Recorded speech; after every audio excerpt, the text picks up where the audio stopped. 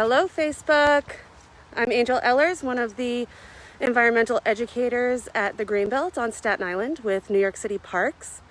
And we're going to do a nice short walk up one of our most iconic spaces here in the Greenbelt.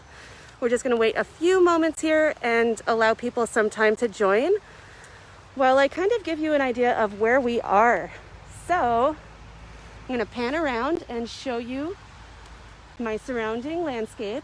I started my journey today from the parking lot at High Rock Park, which is located at 200 Nevada Avenue. Parked there, and I came down two trails together. There's a space where there's a green and a yellow trail. Show you the colors right here. And it is pretty clearly marked that we will be walking toward Mount Moses. And many of you joining us today may be familiar with this space.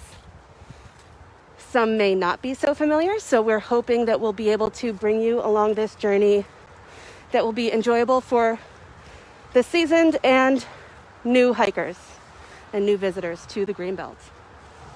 But as you walk along the green and the yellow trails, more direct trail would be down the green. It's about a 5-minute hike from the parking lot to a road where we're going to meet up today with one of my fellow environmental educators, Christopher Ricker. Pass by this beautiful stream. We'll notice that the seasons are definitely changing here, evidenced by all of the leaves on the ground, much more barren trees.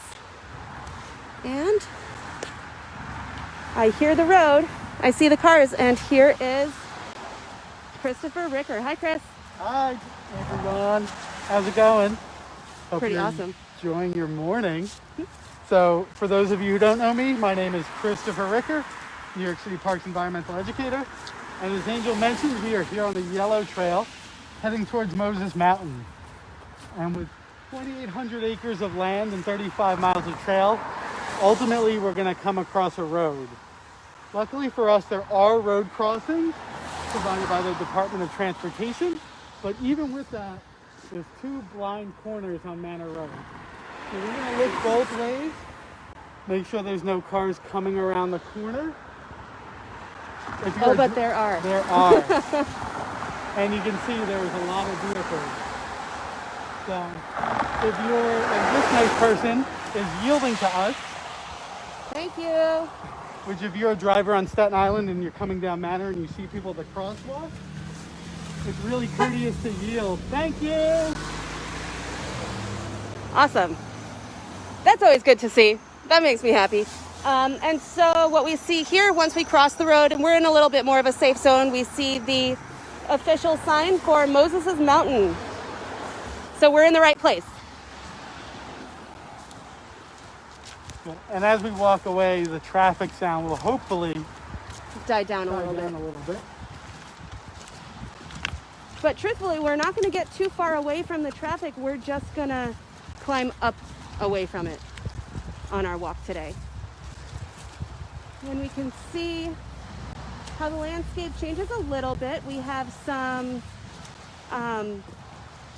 duck walks here that are apparatuses to keep you out of the mud, because this area naturally, since we are at the bottom of a hill, will collect water and become pretty muddy. So definitely utilize the duck walks that are there for your safety. Be careful, especially in this season. The leaves that fall down can be pretty slippery on there. So just be cautious as always of those and roots and such. So this intersection, we get a lot of feedback that can be a little bit confusing. And so in past videos, we've talked about Angel's great work with the blazes. So here we see that the yellow trail does go in this direction, following the duck walks you all just went. And then we look in this direction, which is our left, if we're coming off of Manor. And this is the trail that winds up to the top of Moses Mountain. You can get to the top going down the yellow and curving around, but it's more of a scramble once you get to the Rockland section of that yellow.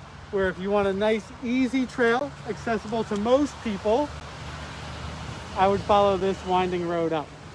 And it may seem a little confusing, but as I'm standing here, I'm realizing that, on our journey today, we know that we are going up a mountain of sorts. So I can look around and I may be a little turned around at this spot that doesn't really have a sign, but I can see where the elevation clearly is rising in front of me and make that pretty educated guess that this is the way that we'll be traveling.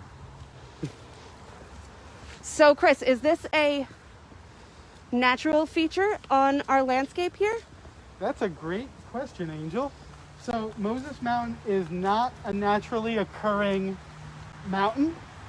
It was actually a pile of rubble, stone, soil that was placed here when Robert Moses was assembling some of the original expressways on Staten Island. So most of this rubble was brought here from Sunnyside, Staten Island, because it was a remote location where they can pile that rubble and it wouldn't affect supposedly any neighborhoods. It was years later that folks called this Moses Mountain as a little bit of a rib, a little bit of a joke to Robert Moses's legacy in New York. So if you're an individual who loves Robert Moses and what he brought to Staten Island, or if you're an individual that may not be super excited about his history, either way, he played a part in the legacy of the Greenbelt. Some just information for any of those history nerds out there like myself. Robert Moses was a New York City planning commissioner and a parks commissioner. He also ran for governor of New York as a Republican, but was not elected. And I think at a certain time he had 12 different administrative titles in New York City at the same time. I believe one of them was that he ran the Triborough Bridge and Tunnel Association, correct? Correct. That's a pretty huge hat to be wearing. Right. So he had a lot of different hats. Some history has shown good, some maybe not so good. But today we have this rubble pile here that we get to explore and hike up.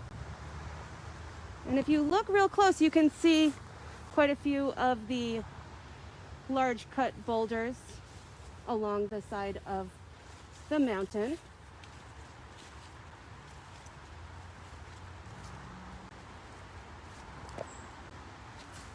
And so I asked if this was a natural feature because, yes, it is, I believe, up to 260 feet tall when we get to the height of it.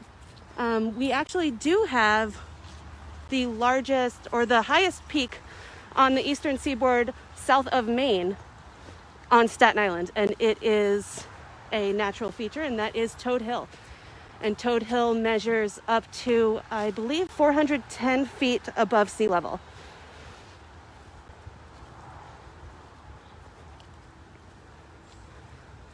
And as we're walking, I notice all these grasses, right? These, as I was saying in the introduction, the seasons are definitely changing. So taller grasses are dying off,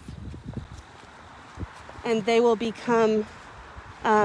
decompose with wet days like this through to spring and beyond, and become the organic materials that the next season's growth will thrive in.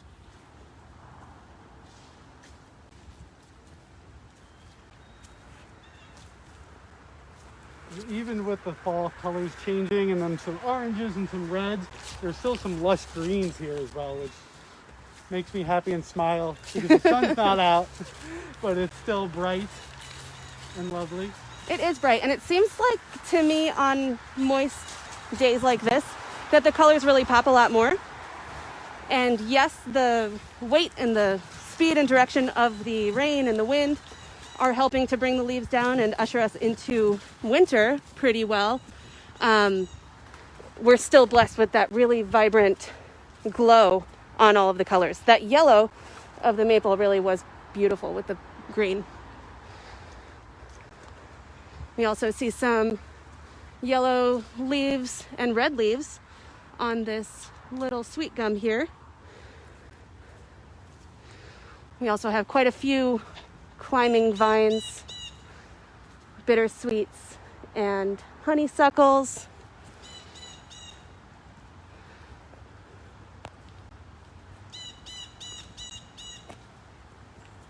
And on any given day, you can hear lots of bird call up here. So for those both new to birding or maybe super experienced birders from Staten Island, you'll know that Moses Mountain is a great point of interest for folks to come up and observe birds migrating through, observe some of the birds that are here year round, along with viewing a lot of birds of prey. Yeah, there are 2 birds of prey, 3.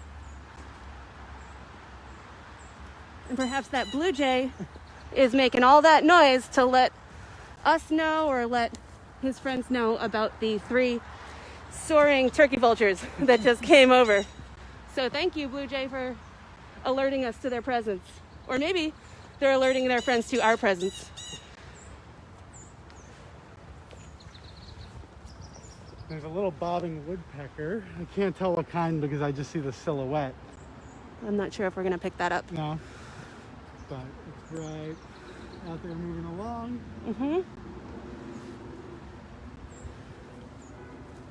So like we said, grab your binoculars, grab a snack, and come out here to check out our lovely feathered friends. Yeah.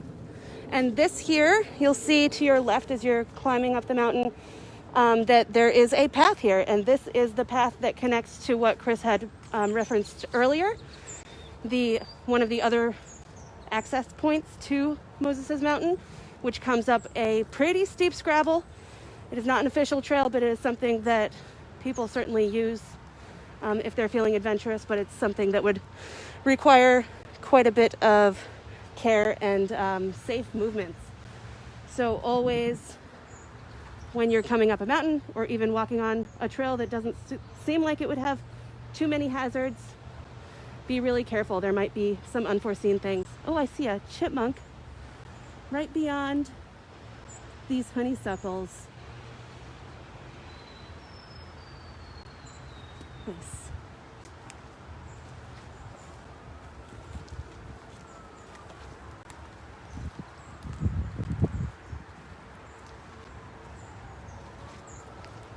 So it is really interesting that all of these plants have made their way up here naturally, right? So can you tell us a little bit about that? Sure. Because they weren't planted, right? Right. Well, so what we have going on here is you can tell that a lot of this grass has been mowed. So this has been cleared by park staff because there are a lot of invasives that are found here. So invasive plants, things like garlic mustard, things like porcelain berry, things that are not natively found here, have creeped their way up here through human machines. Even mowers can bring them up. Sometimes birds that are eating those berries. But there's some other plants that are still holding on through here. And if you come to any of our other Greenbelt programs, I've mentioned Project X a lot, which was an initiative in the 1990s to reintroduce organisms to each burrow that had disappeared. So we talk about the great tree frog a lot during our Frog Watch USA programs, but this was also a Project X site. So on this sort of inslope here, all of this area, the urban park rangers in the late 90s planted things like prickly pear and native bee balm and milkweeds and other plants in order to help reestablish and restore some of the native ecology of this landscape. And as we walk, we can see some of them have held on and have been successful.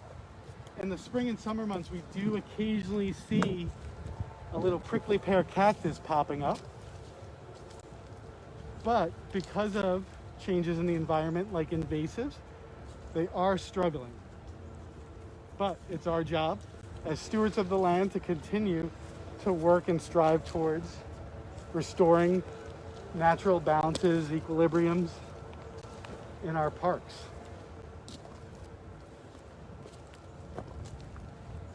So I believe Nancy, our environmental educator down at the Nature Center, was one of the urban park rangers that reintroduced things like prickly pear and other native plants to this site. So that conservation legacy lives on through her teachings as an educator now. And I also wanted to point out that as we're walking along this trail, you can see these large stones under Chris's feet. These are the serpentine stones that he was saying had been excavated from the Sunnyside neighborhood to make way for the Richmond Parkway. But the really interesting thing about this stone is that it is important to Staten Island and to the geological history here, as far as the fact that it actually is solid bedrock, and that is something that I believe only 2 of the boroughs of New York City actually have. I can't remember which other borough has it. It may be Queens, but theirs is not serpentine. So the serpentine is actually it is the terminal moraine of where the Wisconsin Glacier had pushed itself to before it receded.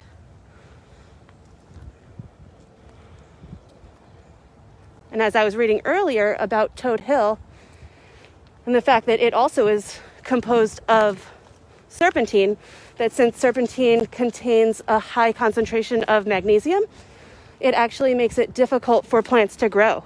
And so thus potentially Toad Hill got its name because toad in Dutch means dead.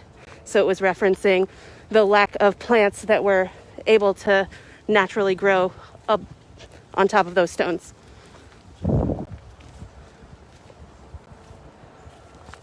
Which is why I think that the prickly pear was a great idea to plant here, since it is an area that would have required those first plants to kind of root in and make way for the next plants. And it's one that would have done great in drier soils.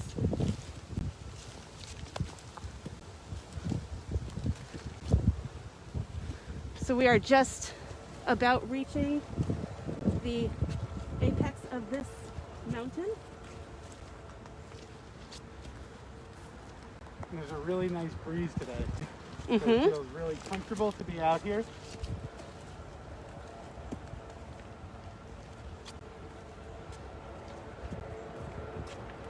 Yeah, I really enjoy coming hiking on overcast or slightly rainy days.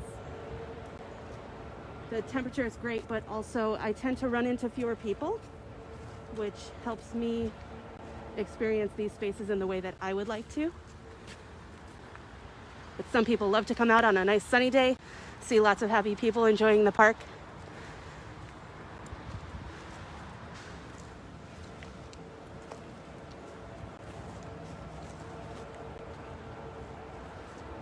Alrighty, following the bittersweet to the edge. Clearly a place where lots of people like to come and enjoy this beautiful view. And the wind is welcoming us here right now. This is great.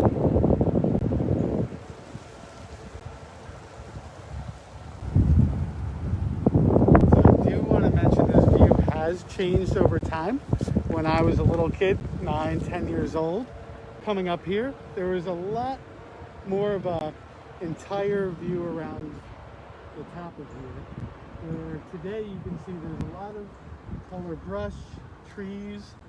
So those young saplings that had taken hold years ago are now becoming older, mature trees. And even though the view is different because of ecological succession from my childhood experience, the feeling I get when I'm up here is exactly the same.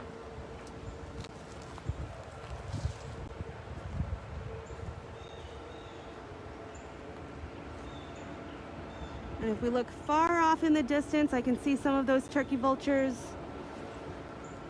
flying high, a couple of them, but also in that same direction, just beyond the edge of the trees. On a clearer day, you would be able to see New Jersey.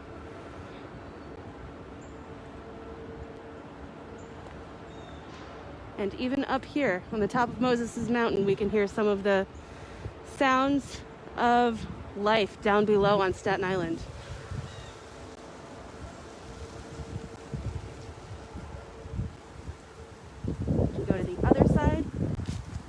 Chris and I were just earlier debating about which direction was which when we were up here, because I get really easily turned around.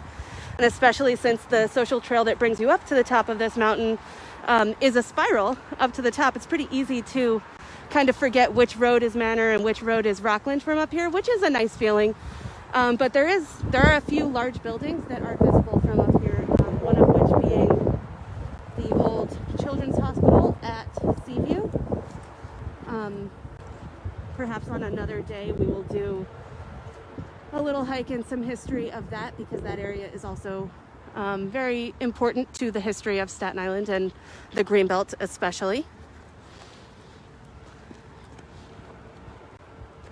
And it wouldn't be a hike up Moses Mountain if we didn't go to the peak. Oh, and there's the water. Nice. Let's see if we can get that. Yeah, you might not be able to see it perfectly because on this day the water is kind of blending into the clouds and the sky, which is a really amazing effect in and of itself. Just means you have to come out here and check it out yourself. And as Angel was referencing, I can see the top of the Children's Hospital at Seaview from that spot.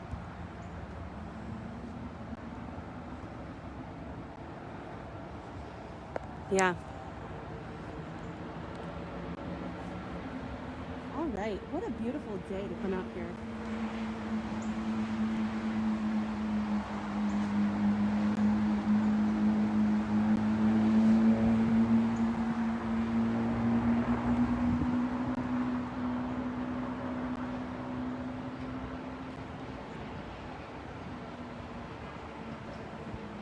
So would you say that pretty much wraps it up? I think that wraps it up. So we want to thank you all for coming to the top of Moses Mountain with us on this beautiful day. I just want to remind folks that if you want to experience more of our virtual programs at home or in-person programs, go to sigreenbelt.org for our calendar, or of course you can follow us here on Facebook. November 21st is our Fall Flat Race. So if there's folks that want to come out and run, registration is still open. So we'll have it open up until right before the race. So again, at sigreenbelt.org, you can register and run with us and see us at Willowbrook Park. Awesome. I'm going to register. I look forward to my first 5K. And I actually just